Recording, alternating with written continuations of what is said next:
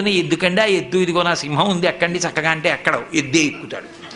ఆయన ఎద్దెక్కేది అమాయకుడు ఎక్కడు. వృషభము దేనికి సంకేతం అంటే ధర్మానికి సంకేతం. ఆయన ధర్మాన్ని ఇష్టపడతాడు. ఆయన భక్తులకు ధర్మమునందు అనురక్తి కల్పిస్తాడు.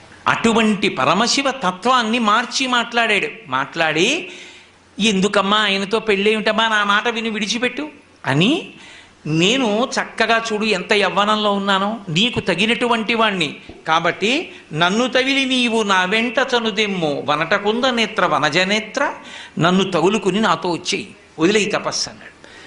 విందావిడ వీడట బ్రహ్మచారియట వీనుల పెట్టగరాని మాటలే ఆడుచునున్నవాడు నమశివాయయుండు ఆడగరాదు.